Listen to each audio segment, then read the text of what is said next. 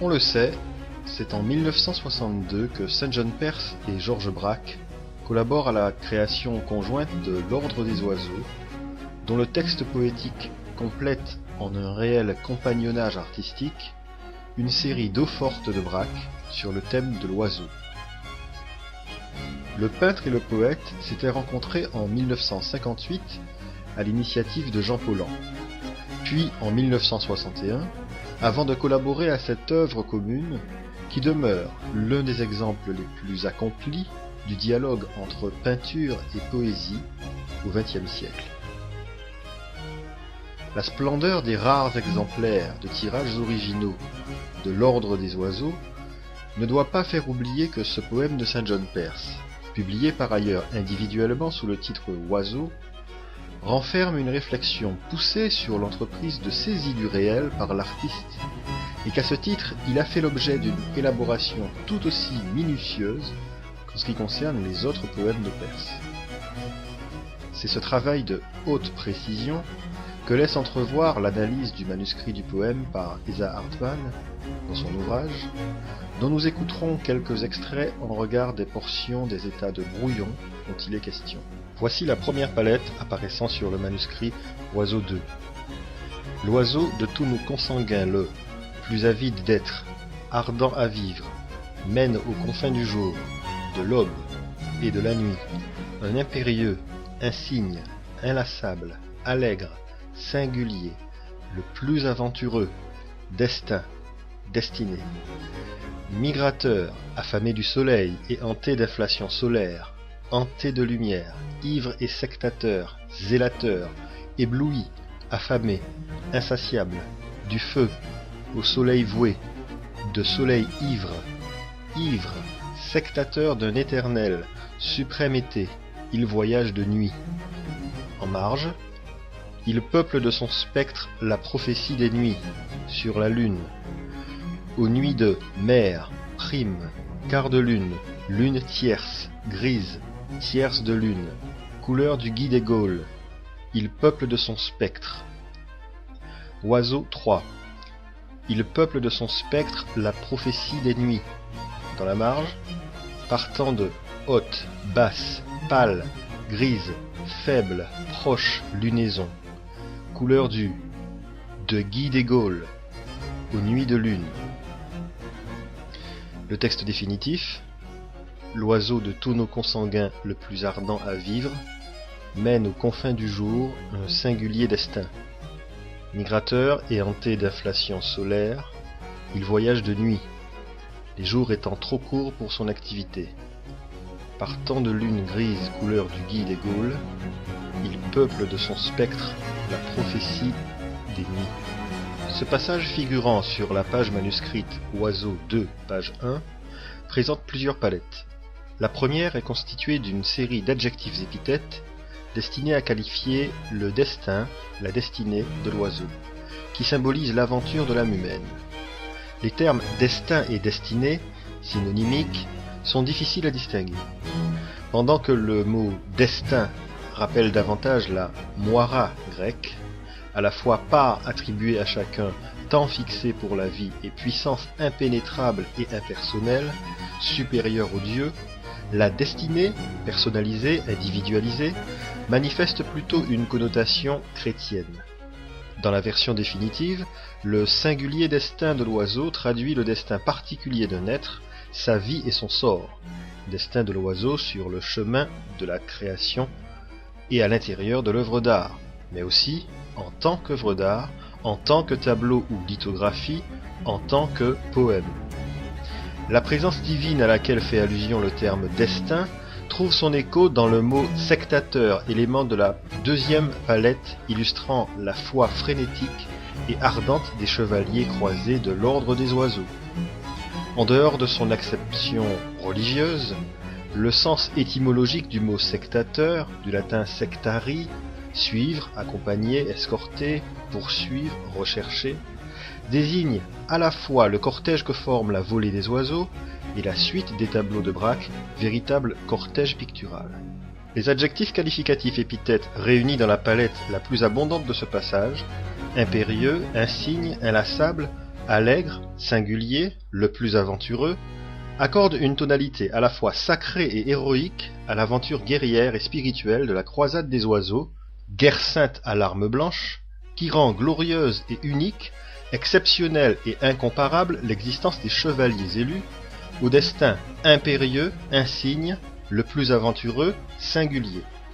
Les adjectifs inlassables, allègres, tentent de qualifier le vol de l'oiseau, sa légèreté, son insouciance, son allégresse, son énergie. La présence de l'ivresse indique l'enthousiasme de cet être de plume, porté par le rythme cosmique, par le souffle divin, à la poursuite du soleil. Hanté de lumière, de soleil ivre, ivre sectateur d'un éternel suprême été, l'oiseau illustre la quête de l'être et de la connaissance. Le soleil, formant une sileps, adopte ici deux sens. Un sens concret, l'oiseau attiré par la lumière suit les rayons du soleil sur son vol dans le ciel, et un sens abstrait. La lumière est symbole du savoir, de la connaissance divine conduisant à l'éblouissement et à l'ivresse. Dans les expressions insatiables, affamé du feu, le feu apparaît de façon analogue et d'après le mythe prométhéen comme métaphore de la connaissance et de la puissance divine, de l'ardeur de vivre et de la passion d'être. Les adjectifs insatiable et affamé expriment cette soif à jamais inassouvie dans une inlassable quête poétique, spirituelle et existentielle. Être du soleil, de la connaissance, de la lumière, l'oiseau portant en lui la contradiction et l'ambiguïté du réel, voyage de nuit, et appartient ainsi à l'obscurité, à un savoir voilé et irrévélé. La nuit symbolise le temps de la prophétie, de l'énigme, du rêve, cette présence mystérieuse et ineffable qui s'incarne aussi dans le spectre de l'oiseau. L'ambiguïté de l'oiseau, voyageant de nuit, et pourtant hanté de lumière, reproduit les deux principes opposés qui participent à la création poétique. Le songe, la conscience créatrice diurne, et le rêve, la conscience nocturne. La lune, associée à la divination, la magie, la prophétie et l'oracle, symbolise cette conscience nocturne, où se révèlent l'irrationnel et l'inconscient, le savoir au-delà de la connaissance.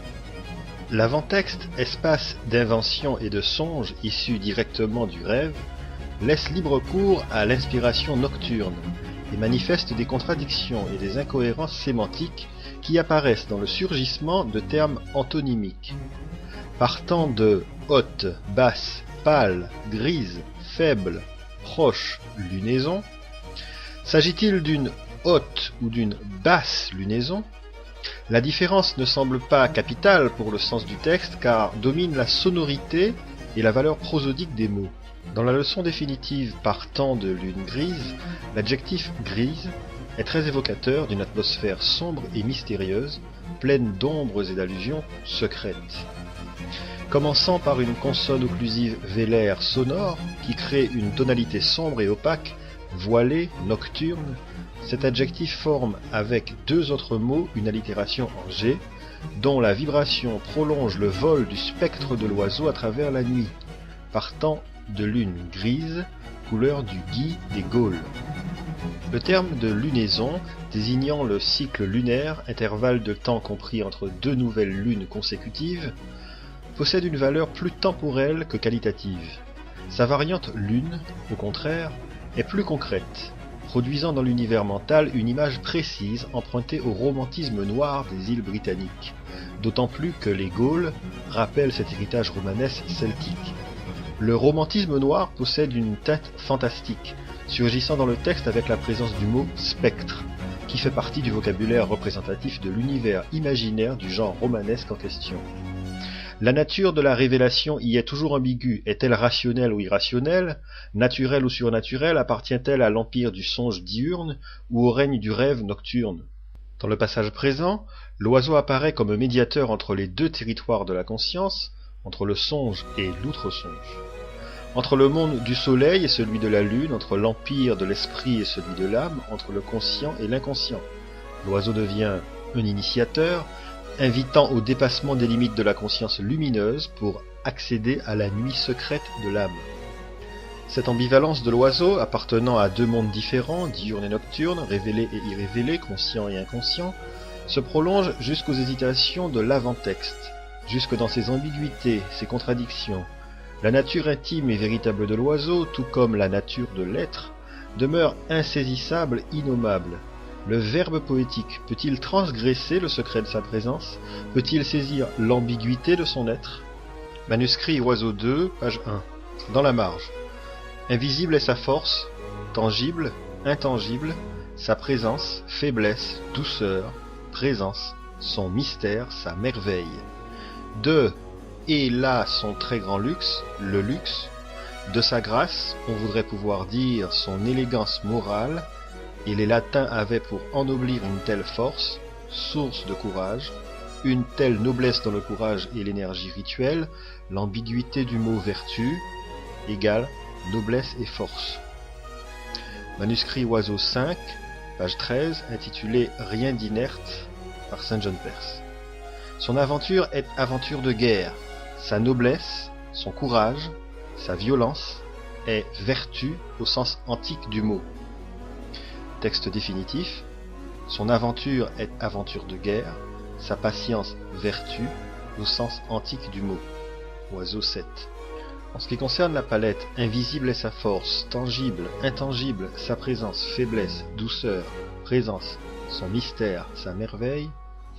L'être contradictoire de l'oiseau, initiateur, oscillant entre la présence et la faiblesse, acquiert une image presque christique. Il signifie non seulement la grâce et l'élégance morale, mais aussi la présence, la force et la vivacité révélées à travers la faiblesse et la douceur. Cette ambiguïté engendre le mystère, la merveille de l'être. Le merveilleux et le surnaturel font partie intégrante de la nature de l'oiseau, dans sa représentation poétique, échappant aux catégories mentales classiques. Il vogue dans l'autre territoire en quête de l'inconnu, où retentit le souvenir d'un romantisme baudelairien. Parallèlement, se trace ici le portrait du chevalier héroïque, dont l'aventure n'est pas seulement aventure de guerre, mais suit un nouvel idéal, incarné non plus dans la courtoisie galante et la prouesse guerrière d'un Gauvin, parfait chevalier de la table ronde du monde arthurien, mais plutôt dans la spiritualité d'un Perceval, chevalier en quête du Graal et modèle accompli du croisé. La conquête n'est plus guerrière, mais spirituelle, sacrée, la courtoisie étant remplacée par l'amour divin, l'élégance mondaine par l'élégance morale. C'est cette élégance morale qui se retrouve dans la caractérisation de l'idéal romain de la vertu, propriété virile par excellence, selon l'éthos cicéronien, d'une énergie vitale exceptionnelle, physique et spirituelle. Saint John Perse livre ici, dans l'avant-texte du manuscrit, une définition historique exacte du terme. L'ambiguïté du mot vertu égale noblesse et force. Cette définition expliquant le sens physique et psychologique du terme latin, la noblesse de l'âme et la force du corps, le courage à la fois martial et moral, est absente du texte définitif où apparaît uniquement le renvoi à la connaissance étymologique du lecteur au sens antique du mot. L'idée de la noblesse sociale et spirituelle, caractéristique des chevaliers croisés, est soutenue par des expressions analogues telles que luxe, grâce, élégance, la beauté et la distinction constituant l'idéal héroïque, de même que son aspect belliqueux de violence et de courage.